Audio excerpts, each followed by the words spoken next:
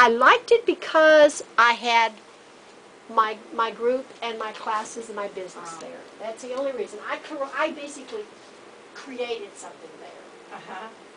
Sanford itself, but I developed a lot of things there myself. So because I developed my business, and my business was there for 10 years, and I had a women's group, and I had all kinds of cool things going on. Yeah, it was fun.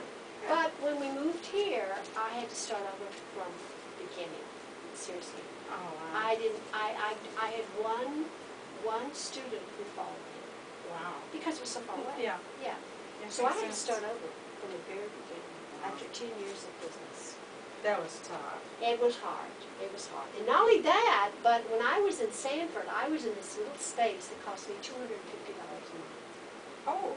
For 10 years. Were you downtown? I was on Lee Avenue. I was right on Lee. Oh, okay. Yeah. Okay. But it was a business office. It was a business building. A building with people, it was just a regular business building. Oh, yeah. And I had this little space there. And I was there for 10 years. I was very comfortable there. I liked it there.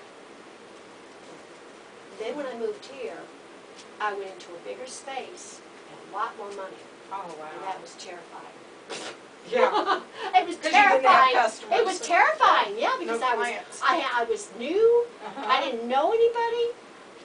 I was starting from the very beginning, and I had 3 times the rent. Oh, wow. But my husband kept saying to me, just do what you do best, and don't worry about the money. We will make it. And so I did for a year. And I told him after a year, I said, after a year, I will reevaluate. And if it hasn't gone anywhere, I'm getting out of it. That's what I told him. He said, well, don't make any decisions right now. Just keep going. Every time I come home with pitching a fit about, the fact that there were nobody coming in, he said the same thing. About the fall of that year, I started getting people. Wow. And then it just started growing. And it grew and grew and grew. And it's like right now, it just kind of feeds on itself. People come from all over just because they hear about me. But I do have it in the paper. I have it in the paper. And I have it on the internet. And I'm all over the place. You have to constantly reinforce what you're doing and all that. And besides that, I work with a lot of community things. I get involved with the community. And that's cool. I do fundraisers and all kinds of stuff. So I'm known. I'm known. And besides, this is a small town. And once you are known, people trust you. That's right. And they trust you with their kids. And then before you know it, parents are referring other parents to you. And that's the way it works. But let me tell you, it was hard. It was scary. I thought I'd have an anxiety attack every time. Every time I even thought about having the idea of the amount of rent after paying $250 a month, I was going, how in the world can I pay that much? And it was a bigger space. Now, I was in a space other than this. I was on Connecticut.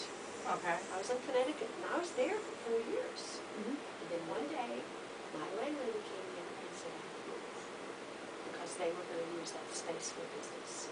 Oh, wow. So here I am again with no space. Oh, my thinking, God. what am I going to do? But you know what the weird part is that the lady that was in this space was a beautician. She gave her notice 1 month before. So happens that they were the same, she had the same landlord. Oh, wow. They would not tell me until she gave her notice because they didn't want to just say this to me without having a space that was possible. My husband and I came here. Now, I had a space where, when I was there, all the stuff you see downstairs in my basement was in this big room under tables and covered up with cloths. You couldn't tell what it was, basically. That's how I actually had the stuff. Yeah. But when I came here, oh, wow. I'm going, where am I going to put all this stuff? So my husband goes downstairs and he measures the basement. And he says, we'll make it work. And he said, I'm going to order shelves immediately. Shelves. Before I even moved here.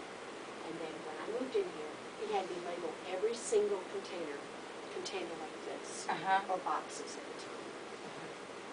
Everything was labeled, so I knew exactly where everything was. And he even had me take pictures and stuff inside the containers. My husband He does did that. the same, he was really organized.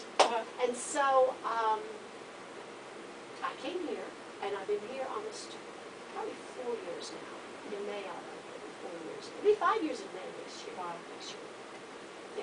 Your husband sounds so cool. He is. He's a sweet. He Your really mine is too. He is. You know, and I wouldn't be able to do what I do if it wasn't for him. I told him that. I said, you know, there's no Same way. with me. I mean, There's no way that, if I didn't have his support. Okay, now take a look at your pictures. Okay.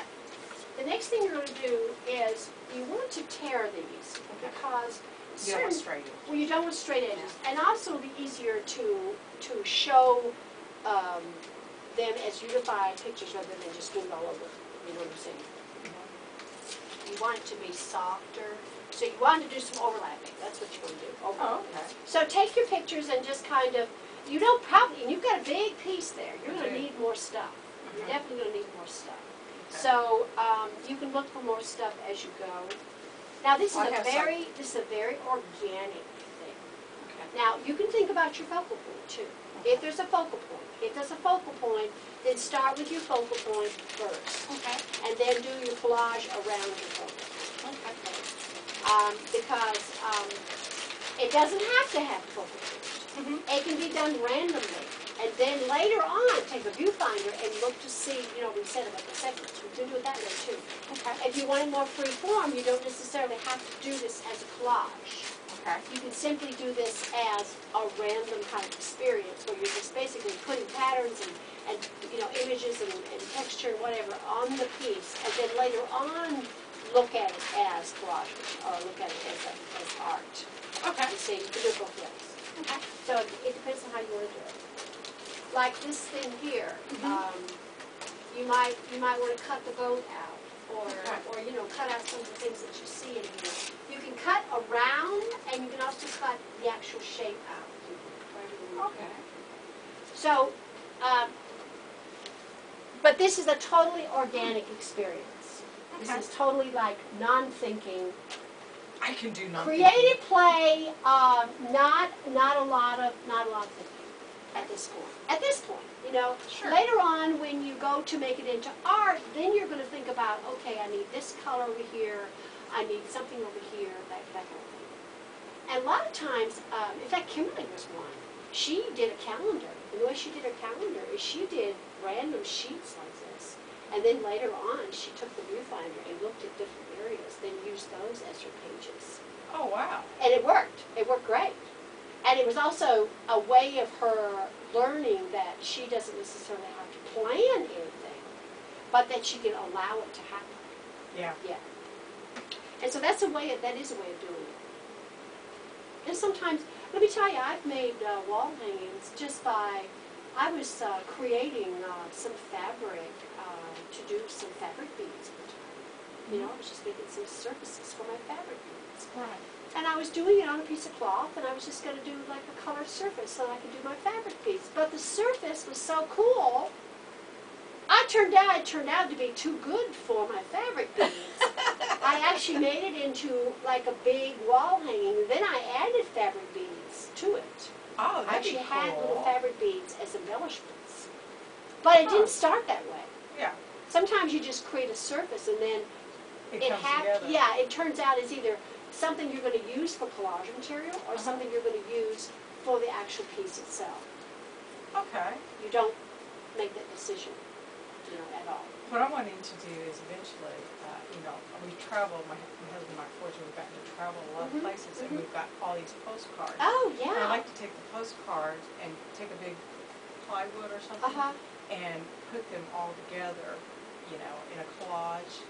Well, But they just you sit could there- do a montage. You Yeah. could do definitely a Oh. montage. And then frame it. Yeah. You know, do a simple frame. You Oh, know. okay. And the thing is, at least you'd have, you know, had to have it up there so that it would become something to look at. Right. Because instead of like in a box Yeah. somewhere. That you Because don't it's even like- see it. Yeah. yeah. Yeah. And then, I mean, if you don't necessarily want to destroy the postcards, okay, Mhm. you can print them. Now, printing postcards gives you a lot more option. Okay. Because printing postcards, you can print in black and white. You can Oh, do wow. it as a transfer, Uh-huh. okay? You can print it in color. You can also do what's called altered imagery, which we haven't gotten into yet. But you can actually take the postcard and alter it a little bit, Okay. so that it actually has an artsy look to it.